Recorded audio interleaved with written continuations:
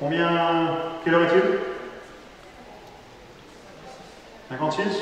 Est-ce que l'invité surprise est en ligne? Bon. Ah, vous l'attendiez, cette invité surprise. Hein? Allez, je vais faire un petit jeu. Attendez. Détendez-vous. Souffle sur les appuis. Souple et félin, n'oubliez pas. Allez, un petit quiz. Un essayiste. Un peu sociologue. Qui a écrit pas mal de bouquins qui ont défrayé la chronique. Interdit le territoire français. Vous brûlez.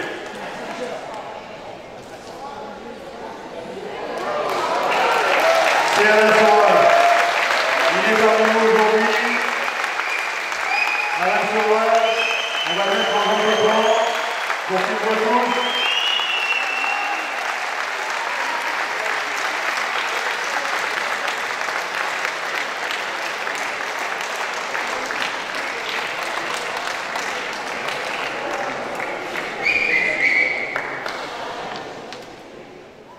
Vous m'entendez, monsieur Soral? Que vous voir et vous entendre. Est-ce que vous m'entendez, monsieur Soral? J'entends rien. Effectivement, le son, l'activation de la ronde. Il n'y a pas de retour, on me dit. Bon.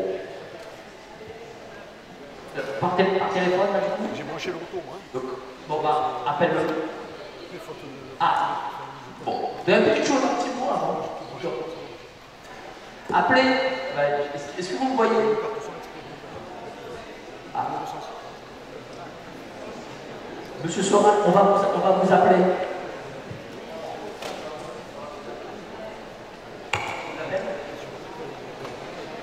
Décrochez, monsieur Soral, on vous appelle. Parce que... Oui, là, j'ai pas besoin, là. Si ça marche, ça marche. Donc vous m'entendez? Vous m'entendez? Oui, je vous entends. Là. Ah ben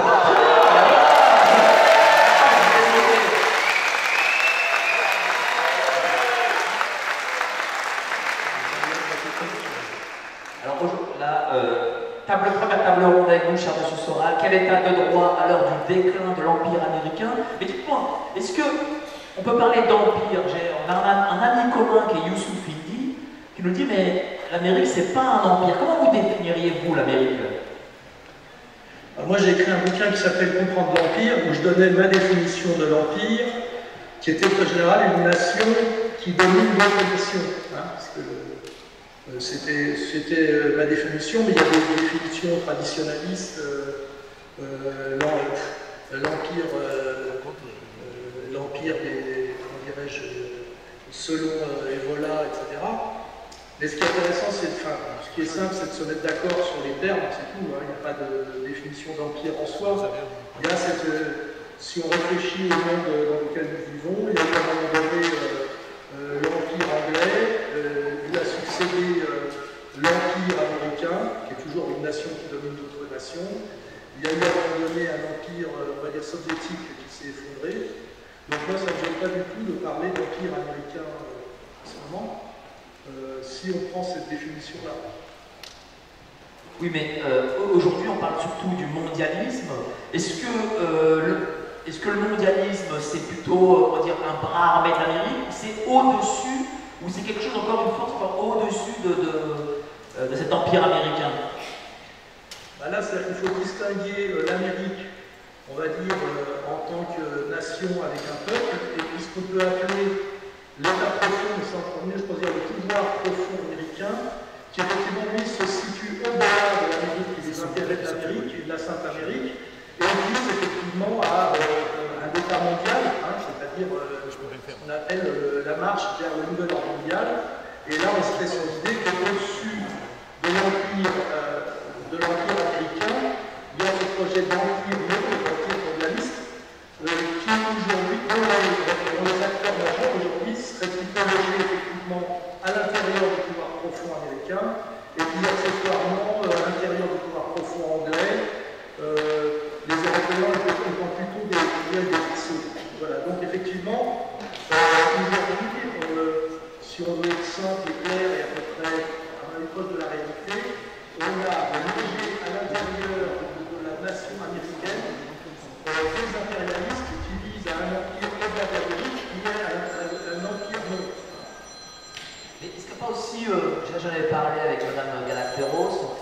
pas aussi une forme de guerre de religion, si je puis dire, c'est-à-dire le protestantisme anglo-saxon vis-à-vis d'un catholicisme romain français, c'est-à-dire voilà, l'île contre lui, quoi, contre le continent. Disons qu'il y a une hégémonie mondialiste qu'on peut appeler thalassocratique, judéo-protestante. On voit bien qu'il y a une espèce d'union sacrée entre le monde maritime, le monde protestant et le monde juif, bien qu'il y a certaines nuances entre les impérialistes et les nationalistes sionistes, par exemple. Et puis en face, il y a des mondes dominés. Et nous, en tant que France, nous faisons partie des nations dominées, sachant que nous avons aussi, nous, produit dans l'histoire un impérialisme qui s'appelait en fait l'universalisme français, le droit de l'homme, issu de la Révolution française, et nous avons à un moment donné produit une proposition alternative qui est construite sur, on va dire, un catholicisme laïcisé, et puis cette alternative qui a essayé d'ailleurs de porter de monde à une époque encore assez récente, avec cette idée de troisième loi, de la lignée, elle est aujourd'hui totalement vaincue, puisque les élites françaises et même les élites catholiques sont soumises aujourd'hui à cet environnement. Le meilleur exemple est effectivement nos présidents successifs depuis la chute de Gaulle, ils sont tous soumis à la domination impériale américaine. Et puis aussi même aujourd'hui, c'est très visible avec le pape François, un catholicisme qui lui a renoncé à ses fondamentaux et une bonne pièce en fait du mondialisme. Alors on m'a demandé que vous puissiez un peu baisser le son parce que moi ça fait des grésillements. Alors je ne sais pas si vous... Allez-y sur votre ordinateur. Ouais, là, j'ai laissé un peu, c'est ça. Voilà. Non, là c'est bon, on vous entend très bien. En tout cas, pour moi c'est vraiment un honneur de vous recevoir. Et d'ailleurs, là aujourd'hui vous êtes en Suisse, vous ne pouvez plus venir en France parce que voilà, nous avons l'état profond qui, on va dire, qui vous attend. Comment ça fait? Un patriote français qui se bat pour une certaine idée de la France qui est relativement traditionnelle et comment dirais-je, cohérente avec ses fondamentaux, se retrouve aujourd'hui, c'est mon cas, accusé d'atteinte à la sûreté de l'État et conduit à la prison s'il met un pied sur le territoire français, ce qui est quand même un bon exemple de la réalité actuelle et qui est une illustration parfaite du sujet dont nous parlons. Mais justement, est-ce qu'en Suisse, vous avez une forme de démocratie, vous avez aussi la démocratie directe. Ah ben vous souriez. Qu'est-ce que vous voulez dire là du coup? Ben ça c'est l'idée qu'on s'en fait quand on est un peu loin de la Suisse, et c'est effectivement ce côté de démocratie directe, votation à main levée, etc. Ça existe un peu. Ça doit exister d'ailleurs dans les cantons primitifs encore, mais en réalité la Suisse a un double visage.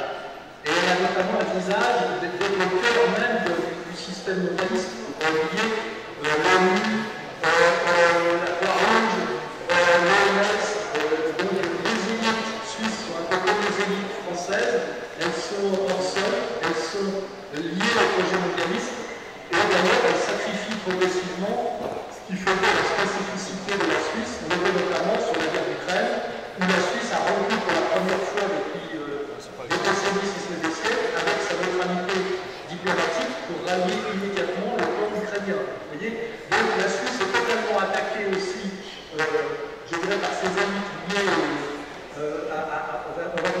au système monde, et elle rencontre les mêmes problèmes que la France. Et moi qui y vis depuis 3 ans, la nuance que je peux faire, c'est que, on va dire, le pouvoir que j'appelle sioniste, mais en fait qui correspond en France au pouvoir du CRIF, est beaucoup plus faible en Suisse à cause de son histoire, on va dire, protestante et bancaire. Mais par contre, par exemple, le pouvoir LGBT, qui est un des bras armés du mondialisme, est beaucoup plus puissant. Je rencontre aujourd'hui en Suisse des problèmes, notamment où je suis accusé d'homophobie, que je n'aurais pas rencontré en France. Donc, il ne faut pas trop idéaliser, comment dirais-je, la démocratie directe suisse. La Suisse aussi est attaquée de l'intérieur et de l'extérieur par les mondialistes. Et si je veux être un peu pessimiste, j'ai mis 10 ans pour voir disparaître sa spécificité des petites nations indépendantes et libres. Et je vous dis, on voit bien aujourd'hui qu'il y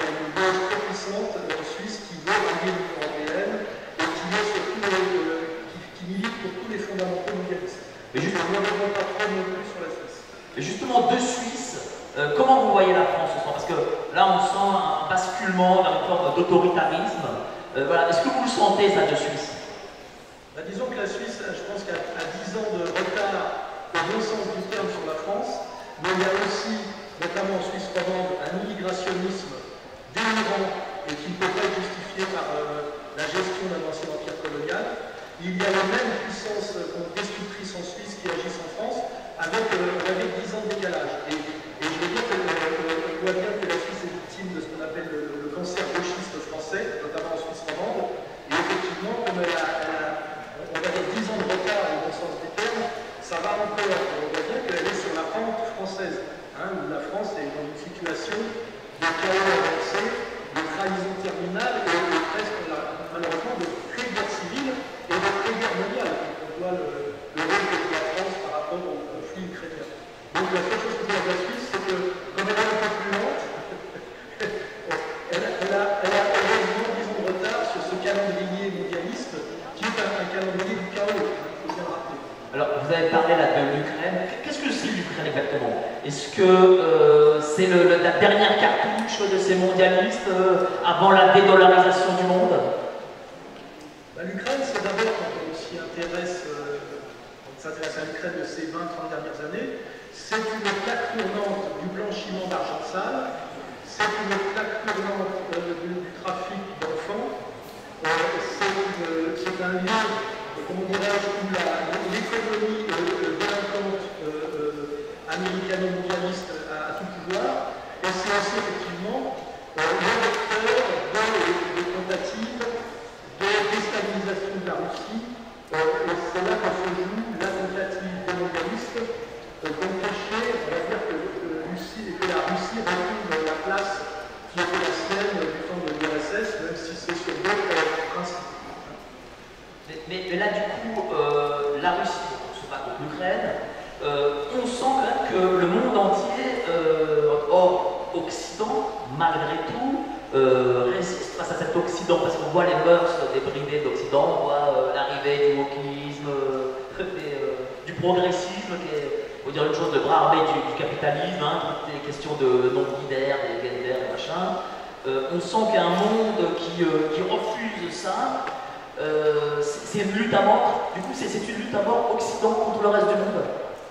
Oui, déjà, quand on parle de guerre d'Ukraine contre la Russie, en réalité, c'est une guerre de l'OTAN déguisée contre la Russie. L'Ukraine a perdu la guerre en 2 mois, hein, si on parle d'armée ukrainienne, et aujourd'hui, on voit d'ailleurs chaque jour un peu plus que c'est une guerre de la Russie et ses alliés contre l'Occident collectif sous pilotage américain, avec cette idée qui est très très grave pour nous Européens, c'est que si on regarde la longue histoire, celle du XXe siècle, l'hégémonie mondiale américaine a eu deux coups d'accélérateur qui est la Première Guerre mondiale et la Deuxième Guerre mondiale, c'est-à-dire une destruction intra-européenne. Hein, et l'Amérique joue le troisième plan de cette montée, on va dire, de cette montée au pinacle, c'est de maintenir sa position ou même de l'augmenter sur la destruction de l'Europe. Hein, parce que ce soit les Ukrainiens, les Russes de l'Ouest et nous sommes tous, d'une certaine manière, le même peuple et la même civilisation. Donc, ce qui est dramatique aujourd'hui, c'est qu'on a un pouvoir américain, qu'on ne va pas confondre avec le peuple américain, qui joue aujourd'hui la destruction de l'Europe occidentale, qu'on invite à aller, comment dirais-je, se massacrer avec les Russes, comme on nous a invités à nous massacrer avec les Allemands lors de la Première et la Deuxième Guerre mondiale. À l'époque, c'était pour les intérêts plus immédiats de l'Angleterre et les intérêts des États-Unis de manière un peu plus discrète. Mais finalement, on est quand même dans cette troisième phase de la même logique, où on invite, on pourrait appeler caricaturalement peut-être l'Europe blanche, la civilisation d'après, à se suicider, hein, c'est ça. Et à se suicider au niveau de l'Occident, ce qui nous impose à donner une définition très différente de l'Occident et de l'Europe, et de ne plus ranger l'Occident dans le camp de la civilisation, et de ranger l'Occident dans le camp du chaos. Et effectivement, pour prolonger et rejoindre ce que vous avez dit, en réalité, cet Occident collectif est ultra-minoritaire aujourd'hui d'un point de vue mondial, mais il reste hégémonique sur le plan, on va dire, médiatique, et sur le plan de la culture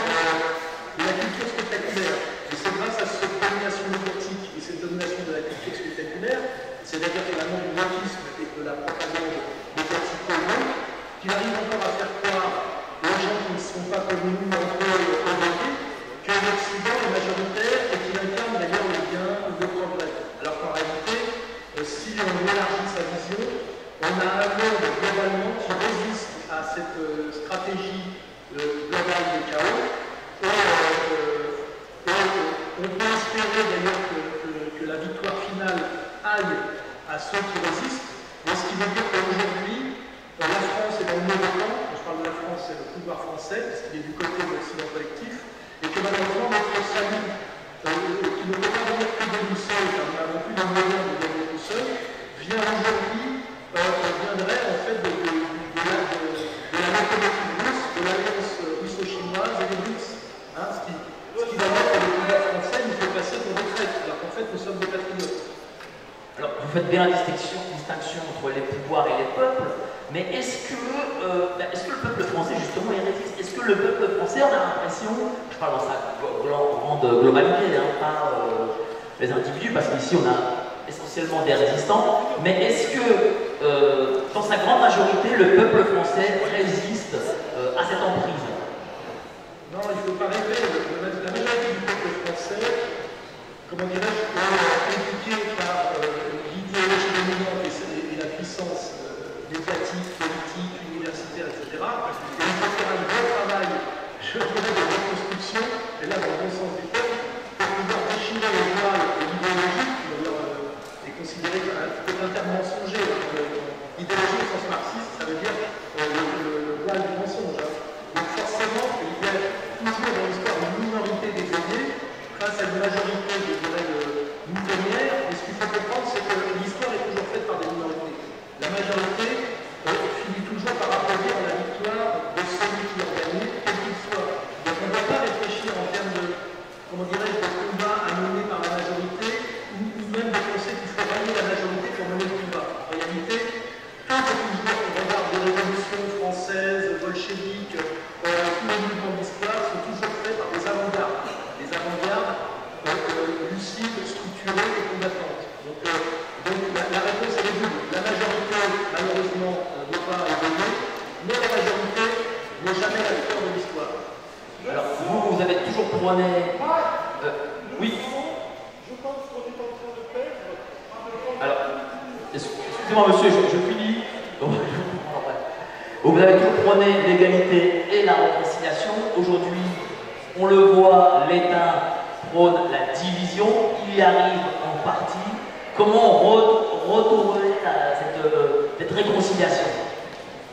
De toute façon, le travail de réconciliation est à faire. Moi, c'était moins du travail droit des valeurs que de réconciliation nationale. C'est-à-dire qu'on prenait à la fois la dimension sociale, mais on prenait aussi la dimension civilisationnelle traditionnelle, et on estimait que pour pouvoir agir politiquement efficacement, il fallait cette alliance de direction qui était la symétrie de l'alliance croisée que Giscard avait libérée du Versailles. C'est-à-dire qu'on a bien vu que le pouvoir aujourd'hui, c'est l'alliance du capital dans sa version la plus violente, je me fais dire antisociale, la réforme des retraites, et en même temps allié au progressisme, c'est-à-dire c'est toujours l'alliance de la droite sociale et de la gauche sociétale. Et moi, la théorie très simple, c'est qu'il fallait proposer l'alliance inverse pour pouvoir mener le combat un peu efficace. C'est-à-dire ce que j'appelle la gauche du travail et la droite des valeurs. En réalité, le pouvoir aujourd'hui, on l'a vu de manière très symbolique avec le mariage de Carla-Bruni et de Sarkozy, c'était vraiment le mariage de la gauche de gauche avec la droite du capital atlantiste. Vous voyez, parce qu'en réalité, je pense que la réalité historique, le politique se délimite toujours par le mariage princier d'une certaine manière. Et en fait, moi j'ai beaucoup insisté à l'époque sur le symbole du mariage Sarkozy-Carla-Bruni. C'était vraiment la ratification finale de ce qu'avait été le gouvernement en 68, c'est-à-dire la gauche unitaire de la droite libérale. Et donc c'est ça la réconciliation nationale, c'est pas la réconciliation des coups n'importe quoi, c'est de faire marcher ensemble, on va dire, les gilets jaunes et la manif pour tous, ceux qui défendent la famille, qui s'intéressent plus à cette question-là parce qu'ils sont socialement plus élevés, c'est-à-dire les classes moyennes supérieures qui défendent la structure fondamentale liée à la meute des sexes, et ils vont être alliés à ceux qui ont plus de problématiques sociales parce qu'ils sont plus bas à l'échelle sociale, qui est les gilets jaunes. Pour moi, c'est ça l'alliance nécessaire. Si je commence à prendre le presse, c'est l'alliance nécessaire. Et si la gilets jaunes, c'est la prolétariat en difficulté, dans la classe moyenne attaquée sur les valeurs. Alors on a quelques problèmes techniques, Monsieur Soral. Alors je ne sais pas si on me dit qu'il faut peut-être s'éloigner de l'écran, je ne sais pas. Parce que. Voilà. Là c'est bon? Est-ce que là. Allez-y, dites un mot.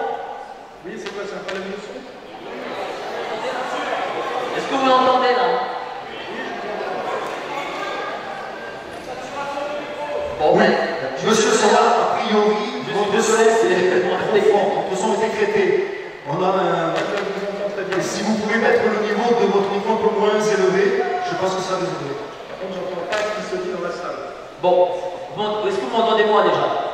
Oui, je vous entends Bon, très bien. alors, on va dire, voilà. Écoutez, de toute façon c'est enregistré et puis ça repassera, j'imagine. Mais dites-moi, Monsieur Soral, c'est-à-dire quoi? C'est-à-dire que le clivage, c'est aussi la bourgeoisie. On est revenu à un clivage de classe, c'est-à-dire bourgeoisie, peuple. Le problème, c'est qu'il faut intégrer ce qu'on appelait la complexification des rapports de classe, c'est-à-dire qu'on n'est plus dans une lutte classe contre classe du 19e siècle avec une bourgeoisie et un prolétariat. On a notamment ce qu'on appelle les couches moyennes salariées, c'est-à-dire le nombre de points blancs. Donc c'est plus compliqué, mais quand même, il y a cette réalité. Donc il faut comprendre aujourd'hui, on va dire qu'il y a ce qu'on appelle l'interface d'Atali, c'est-à-dire une grande bourgeoisie en somme et cosmopolite. Et il y a, je dirais, un peuple du travail, mais au milieu, il y a quand même tout un glacis de ce qu'on appelle le cadre supérieur, tout ce que d'ailleurs ont décrivé les sociologues certains des années 60, les couches moyennes salariées. Et en fait, les alliances sont plus complexes qu'avant, et surtout, il y a d'énormes présenteurs culturels. On a beaucoup, pour simplifier, le travail des médias pendant des décennies, ça a été de faire croire à la classe moyenne qu'elle était l'alliée du grand capital. La parité, elle est progressivement sacrifiée comme le prolétariat. Et le vrai combat idéologique aujourd'hui, c'est d'essayer de faire comprendre à la classe moyenne que son intérêt est d'être solidaire, on va dire, du peuple du travail, et de comprendre que le grand capital mondialiste est là pour liquider les classes moyennes. C'est-à-dire qu'il y a une lutte de la grande bourgeoisie contre la moyenne bourgeoisie. Alors, Monsieur Soral, est-ce qu'on peut vous appeler par téléphone? Parce que le son est vraiment pas très bon pour le coup. Ou allez-y, on va vous appeler.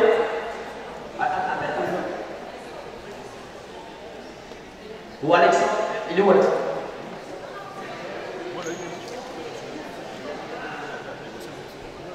C'est bon, vous l'appelez?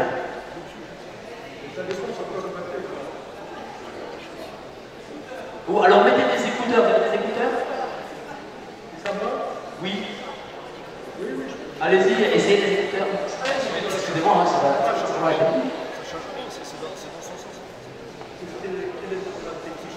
Parce qu'en fait, le son visiblement est pas moi du tout. Ça grésille. Moi, je vous entends bien, mais derrière, il y a beaucoup de monde. On est dans un pitot et on ne vous entend pas.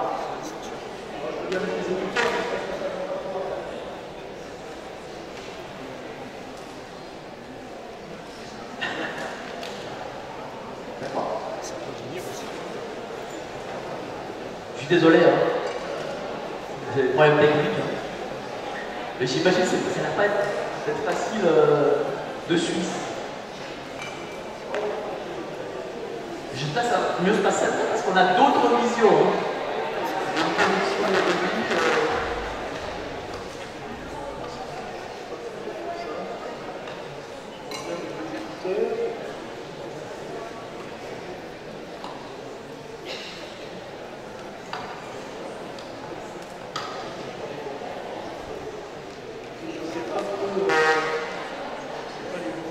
Vous êtes sur quoi là? Vous êtes sur ordinateur? Oui, je suis sur Mac.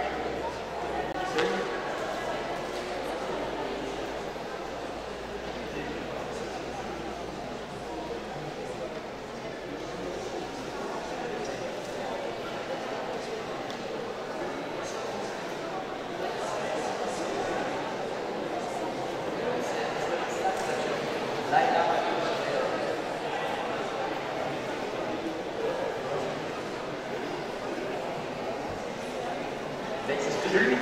Mais pas pareil, reculer. Si, mais moi je peux me reculer, je peux me mettre là, ça peut dire. Attendez, attendez.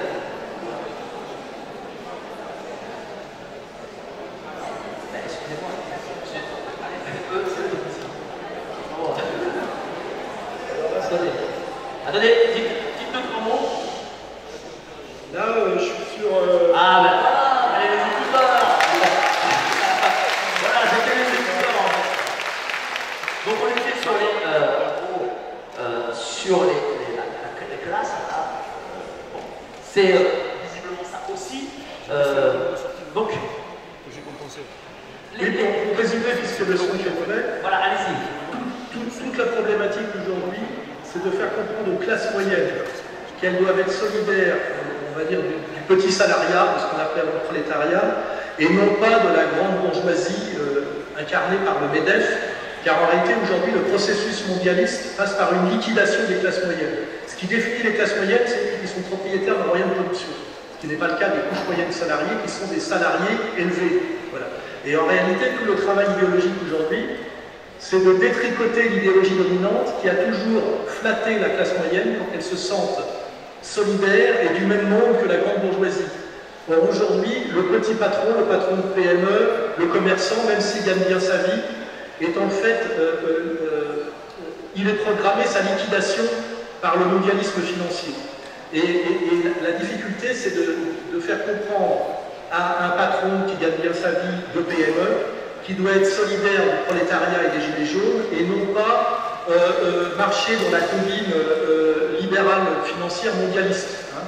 Et ça, c'est un travail difficile parce que c'est tenter de détricoter des décennies et des décennies, comment dirais-je, d'idéologie et de confort culturel. Et ça, c'est l'ennemi est intelligent et puissant et joue beaucoup là-dessus.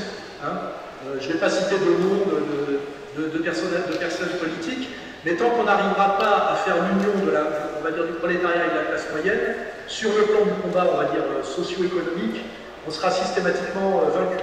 Mais c'est pas ce que théorise M. Zemmour, cette fameuse bourgeoisie patriote.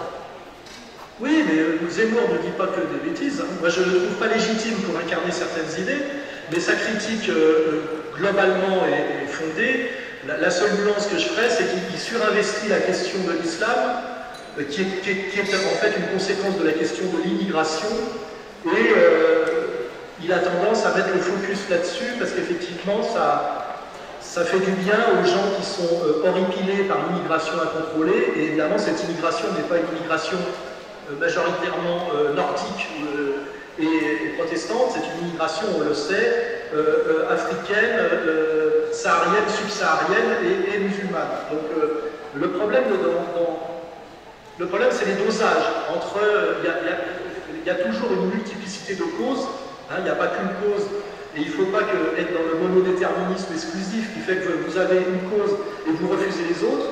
Il y a des causes qui se combinent, mais après ce qu'il faut, c'est les articuler correctement, les hiérarchiser correctement. Et c'est là, moi, mon hiatus avec Zemmour, c'est qu'il a tendance à surévaluer la question de l'islam et à cacher un peu derrière la question de l'immigration et donc la question du processus mondialiste libéral, je dirais. Hein, c'est là où je verrais des contradictions. Oui, mais lui, est-ce qu'il ne fait pas exprès? Parce que vous avez parlé tout à l'heure de CNews, lui, il en vient. Est-ce que justement, il n'est pas une arme de ces mondialistes pour ramener un peu vers cet électorat CNews? C'est nous ce qu'on appelle l'opposition contrôlée et même les contrôleurs d'opposition. Je pense que Zemmour a une sensibilité qui est liée d'ailleurs à son histoire familiale, à son histoire religieuse, et il est instrumentalisé plus ou moins sciemment d'ailleurs, parce que c'est aussi des questions de réussite mondaine, il accepte en fait de jouer un rôle et de remplir une case.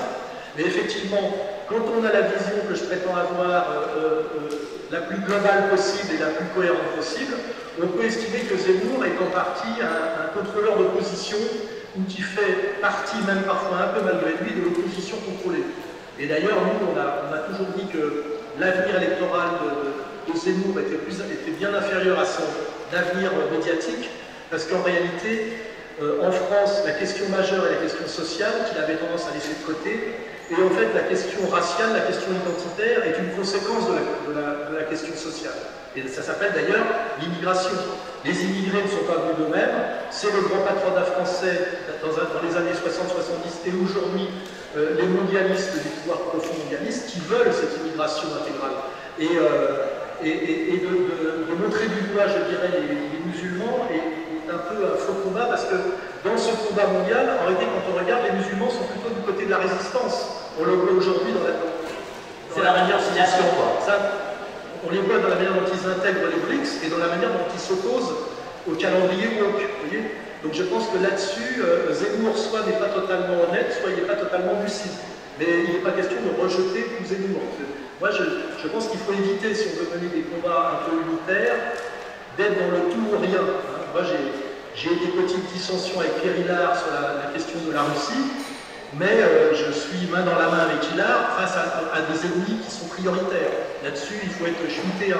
On a des ennemis immédiats et prioritaires qui nécessitent de laisser un peu de côté des petites dissensions qu'on réglera plus tard. Rappelons-nous du CNR et de Gaulle. À un moment donné, quand il fallait chasser les Allemands, le travail de Jean Moulin, c'était de réconcilier les croix de feu, l'action française et les communistes. Et d'ailleurs, il y est parvenu sur le sacrifice de sa vie, si on se rappelle bien. Et justement, ces ennemis-là, comment là vous avez 500 personnes sous ce chapiteau, il fait très chaud, je vous écoute. Comment individuellement on peut les combattre? On sait très bien aujourd'hui que l'appel aux armes et l'action directe nous amènent directement à la prison. Le président de votre association en sait quelque chose, je crois. Aujourd'hui, il y a en France, sur le modèle du Patriot Act américain, qui, j'en rappelle, est une abolition en douce de l'état de droit sous prétexte d'état d'urgence, nous avons eu la même chose en France de façon, on va dire, plus discrète, avec notamment ce qu'on appelle la loi antiséparatiste et la loi qui s'appelle l'association de malfaiteurs. Nous avons eu la loi antiséparatiste en disant que c'était pour lutter contre le danger islamiste.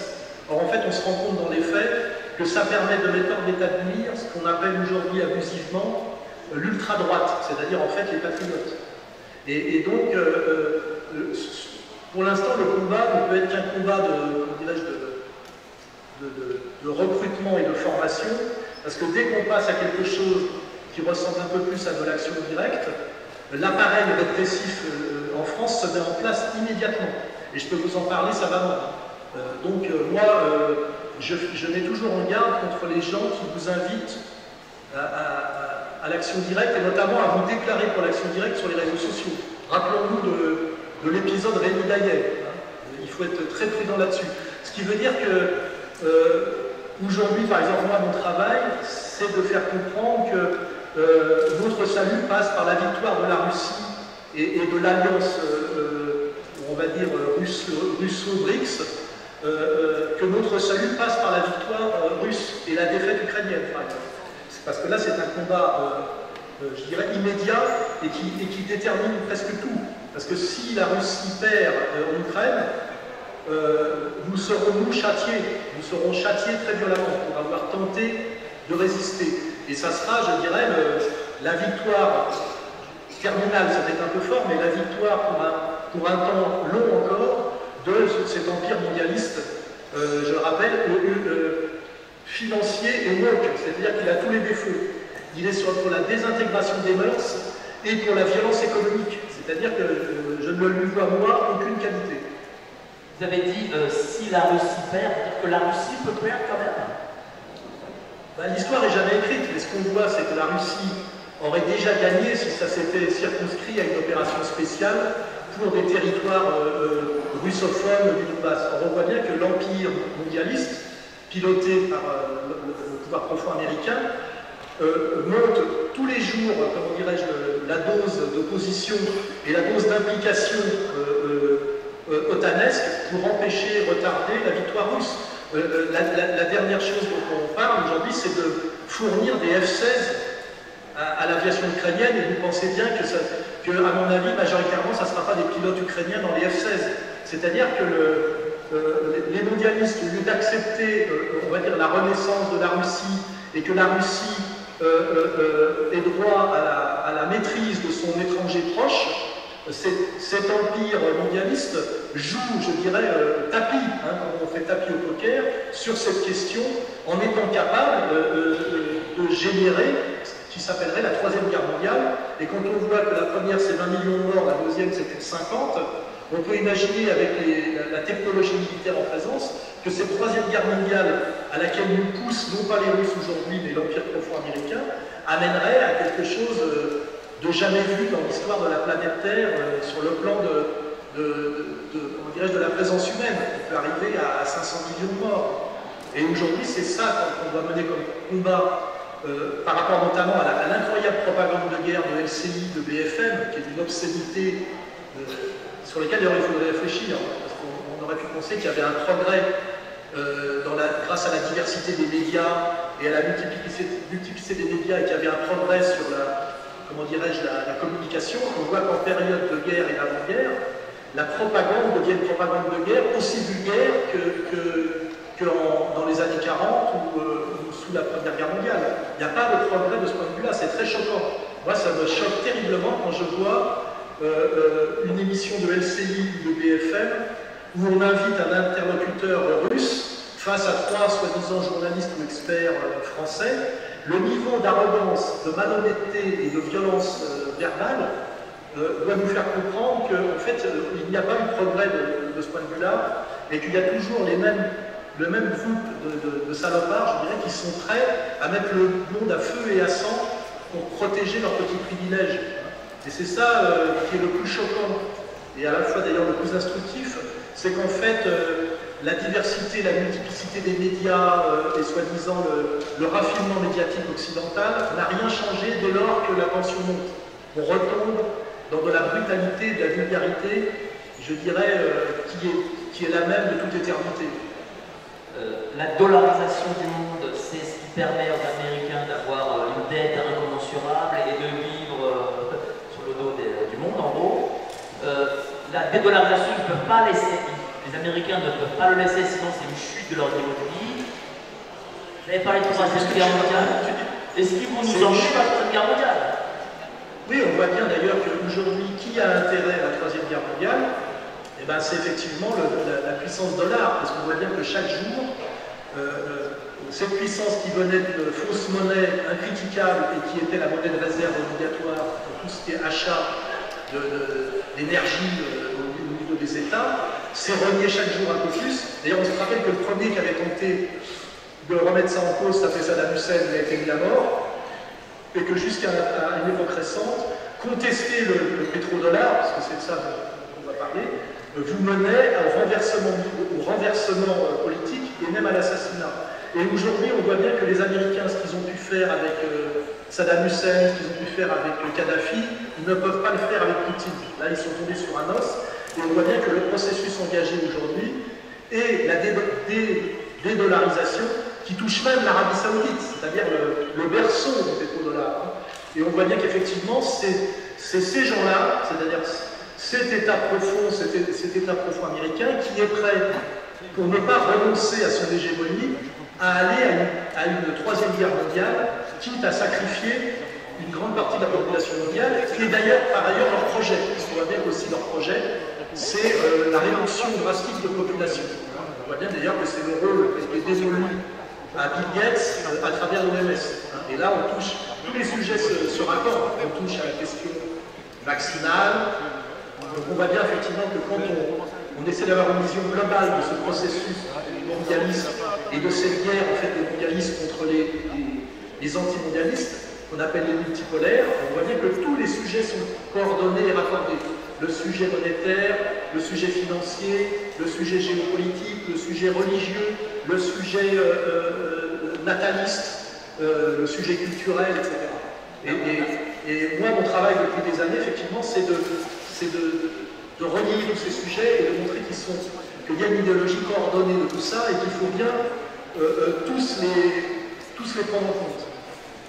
On a une multiplication des crises, crise sanitaire, crise de l'eau, crise de l'énergie, la guerre.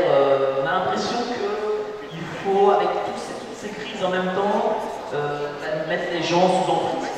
Est-ce qu'ils y arrivent malgré tout? En tout cas, ils essayent. Ils essayent avec beaucoup de moyens, c'est-à-dire les moyens du politique et les moyens du médiatique, et aussi, on l'a vu, les moyens du scientifique. On voit bien la manière dont le professeur Raoult, qui s'est retrouvé à un moment donné à la tête d'un organisme qui aurait dû gérer la soi-disant pandémie et qu'il a tenu tête à, comment dirais-je, un discours qui lui semblait contraire au constat scientifique, on voit bien aujourd'hui le travail incroyable de mise à mort du type qui était en France le plus grand spécialiste de la question sur le plan officiel. Hein. Donc, il faut bien comprendre le lien effectivement entre Poutine, Raoult, voir les intervenants qui sont ici, Pierre Hillard, moi, etc. On voit bien qu'aujourd'hui, il y a une union sacrée à faire absolument entre résistants dans chaque secteur. La raison pour laquelle j'ai accepté de participer à votre séminaire, je ne sais pas comment vous appelez ça, votre congrès, parce que j'estime que de jouer à chaque fois son petit quant à soi, j'aurais pu dire que je ne voulais pas venir parce qu'il y avait des personnes avec qui je suis en porte-à-faux complet, notamment un ancien dealer de cocaïne, mythomane, je trouve que sa présence est totalement déplacée. Mais malgré tout, on m'avait dit, n'y va pas à cause de sa présence. Je dis non, moi j'y vais malgré tout, parce que je pense que de jouer chacun au petit chef de la dissidence et de regarder ce qui nous sépare plutôt que ce que nous réunit, c'est exactement ce que veut le système, qui d'ailleurs passe leur temps à aggraver les dissensions entre opposants et entre dissidents. Je vois moi que tous les plus beaux ennuis que j'ai rencontrés depuis 20 ans, c'est pas avec le pouvoir que j'ai identifié et que je savais devoir affronter, c'est avec des dissidents qui se sont mis à m'attaquer pour des questions de détail. Je ne citerai pas de nom, mais vous les avez tous.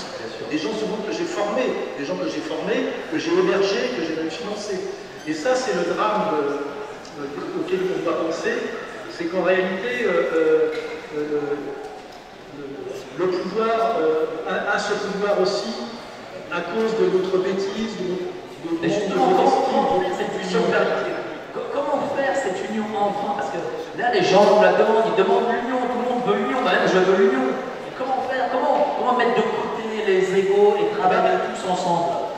Il faudrait écrire une plateforme commune sur des sujets essentiels sur lesquels nous sommes d'accord et dire que nous laissons de côté transitoirement jusqu'à la victoire finale les sujets de discorde. Moi, par exemple, ça ne me donnerait pas à l'idée de déclarer la guerre à Pierre Hillard parce qu'on n'est pas d'accord sur le rôle de la Russie de Poutine dans le combat anti-mondialiste.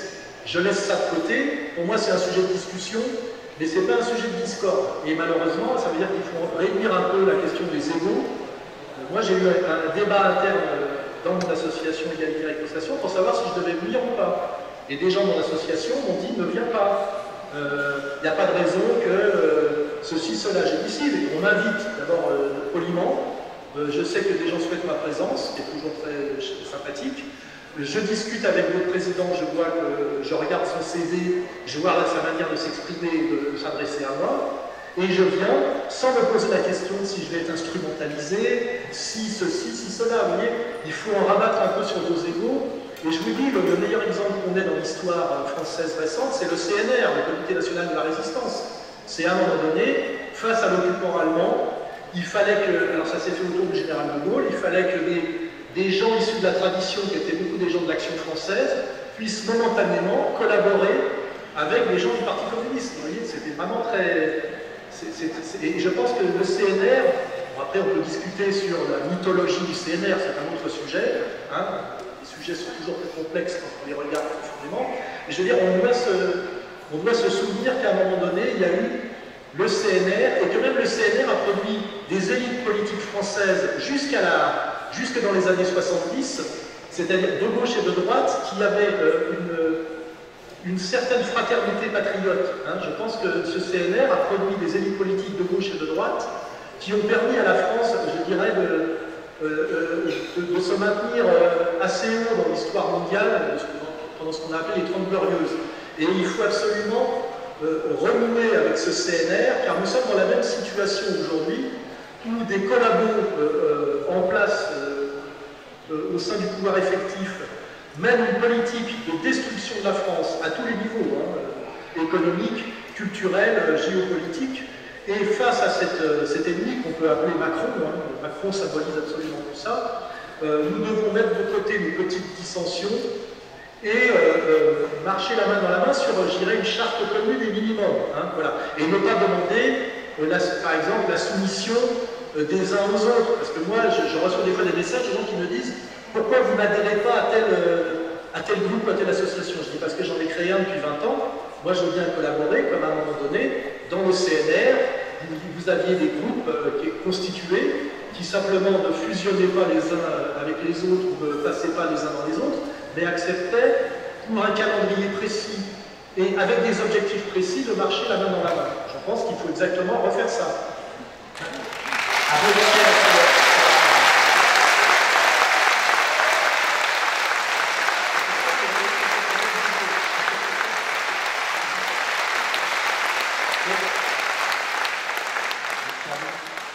Dites-moi, monsieur Soral, souvent il y a des gens qui viennent me voir et me disent oui, mais vous prenez les mondialistes, ils ont prévu ça, ils ont prévu ceci, ils ont quelques coups d'avance.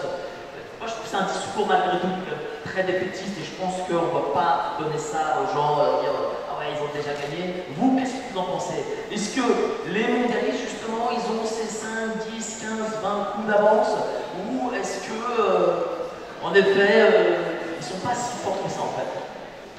Il y a plusieurs réponses. Déjà, que les gens qui vous disent ça ne font pas de politique. Ils ont qu'à écrire des romans comme Michel Houellebecq. La politique, c'est le lieu et le terrain de l'espoir. La politique, on se bat pour gagner. Quand vous êtes certain de la défaite, eh ben, vous pouvez vous appeler Sioran, vous voyez, qui a été un combattant politique en Roumanie, puis après il a écrit des livres sur le désespoir à Paris.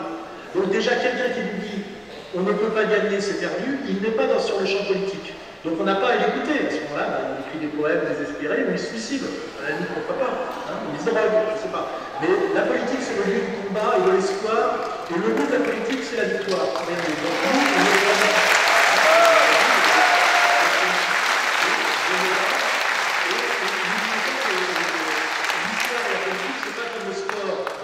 le match de football dure 2 fois 45 minutes. À la fin, on siffle la fin du match et il y a un résultat pour l'éternité. En politique, le match n'est jamais fini. Donc vous pouvez mener 15-0, et bien peut-être qu'à un moment donné, vous passerez à 16-15. Ça va prendre du temps, c'est tout. C'est une question de rapport au temps et de rapport à l'espoir. Et il ne faut pas trop surestimer l'ennemi, parce que l'ennemi, on le voit par exemple dans les dominants de l'hyperclasse, si on prend des types comme Soros, des Rothschild, etc., c'est souvent des grabataires de 90 ans. Et quand vous regardez leurs successeurs ou leurs enfants, la relève n'est pas assurée. Vous voyez le fils Soros par rapport à Soros, regardez son profil Facebook, vous voyez un woke en jupette, et vous voyez bien que le niveau ne s'est pas maintenu. Je parle du niveau d'efficacité et d'efficacité. Donc déjà, les gens qui prennent des projets du mondialisme sont des boomers, c'est-à-dire que c'est des vieillards, il ne faut pas oublier ça. Et ceux aujourd'hui qui leur servent de relais, hein, c'est-à-dire les gradés inférieurs, sont souvent des gens assez médiocres. Hein.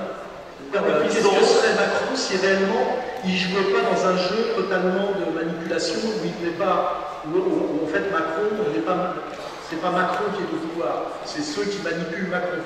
Macron de lui-même, c'est pas le général de Gaulle, c'est même pas Georges Marchais, c'est même pas Jean-Marie Le Pen, c'est rien du tout.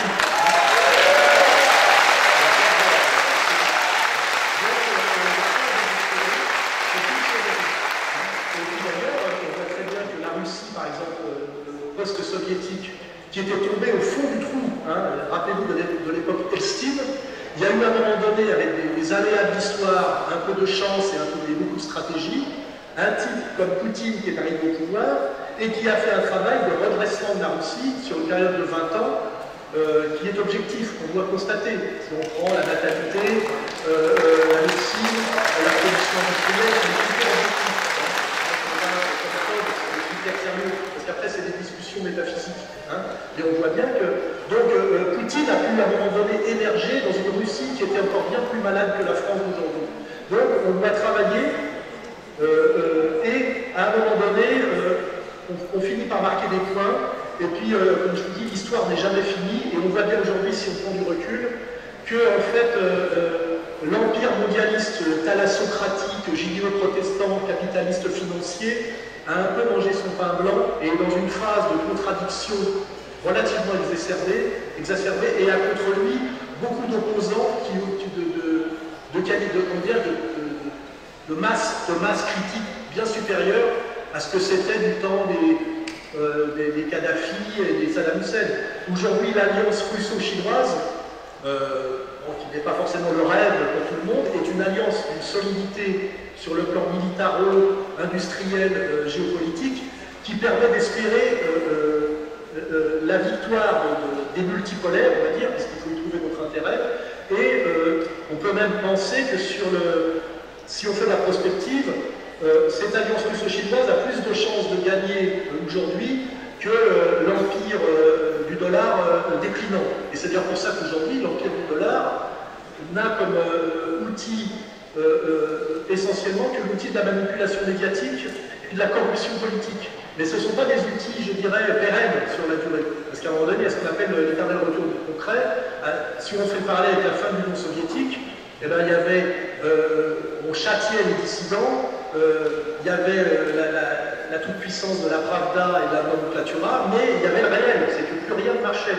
Et à un moment donné, c'est tombé presque beaucoup plus vite et de manière presque étonnante par rapport aux analystes. Je me rappelle, des analystes comme Castoriadis n'ont rien vu de l'effondrement de l'URSS. Ils pensaient qu'on allait vers une guerre mondiale.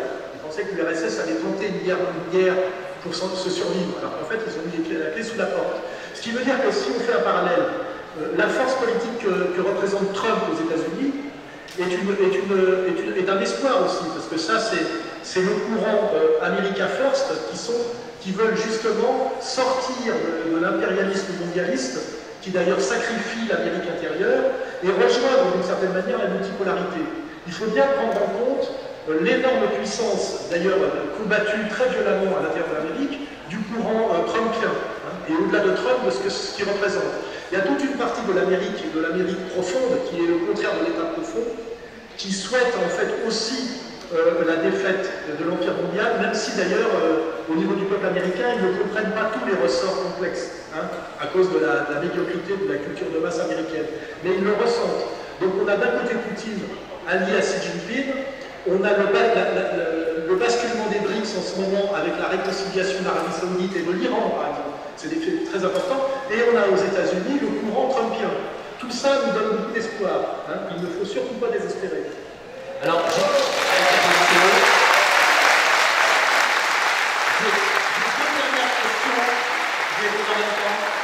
deux dernières questions sur le doctorat, je vais les poser en même temps. On voit que les mondialistes en Europe, en tout cas de l'Union européenne, veulent imposer l'identité numérique et la monnaie numérique. Du coup, combien de temps il nous reste et est-ce qu'au final, nous vaincrons? De toute façon, si on est vaincu, c'est l'humanité qui est vaincue. Et moi, je mettrais en avant l'idéologie woke et le transsexualisme. On voit bien que là, on est face à des idéologies de mort qui ne sont plus des discussions. C'est-à-dire que ça attaque l'humanité dans son fondement même, qui est la différence des sexes et la matrice familiale. Quand on prétend qu'on peut changer de sexe et qu'on incite les enfants à transitionner, on est sur une attaque l'os, je veux dire on attaque l'humanité dans ce qu'elle a de plus fondamental, c'est-à-dire qu'on attaque le noyau anthropologique de l'humanité. Et ceux qui font ça sont en train de prouver qu'ils sont quelque part en bout de course.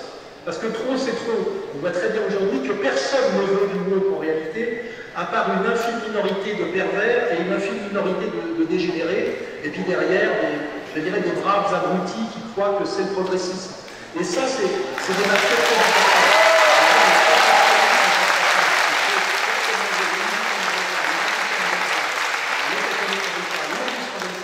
Les Chinois n'en veulent pas, personne n'en veut en réalité, à part Biden et sa bande. Et regardez le symbole de Biden, père et fils. Nous avons un vieillard dégénéré et complètement gâteux, avec un fils totalement dégénéré, drogué, et tout ça d'ailleurs dans un bain de pédophilie et de pédocriminalité évidente.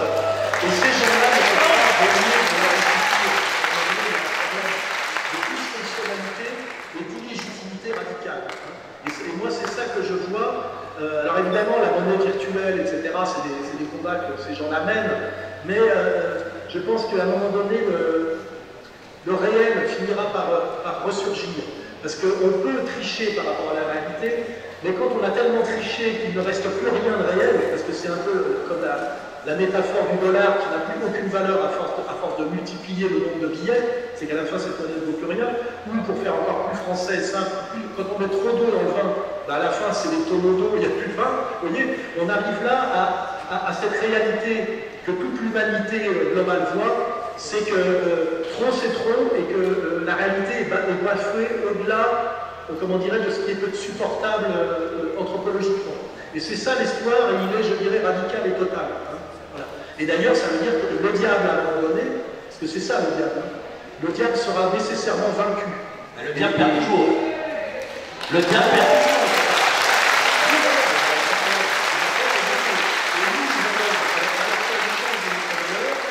Nous vivons une période relativement tragique par rapport aux années 60, mais nous verrons sans doute, nous, l'effondrement de ce système et nous verrons la défaite de Satan, car elle est imminente. Et ça mérite toutes les souffrances que nous avons.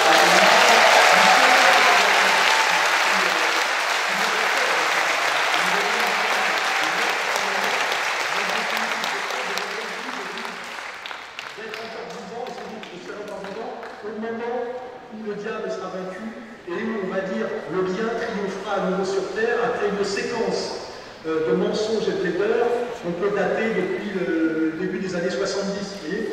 Donc, moi, tout me porte vers l'espoir. Merci beaucoup.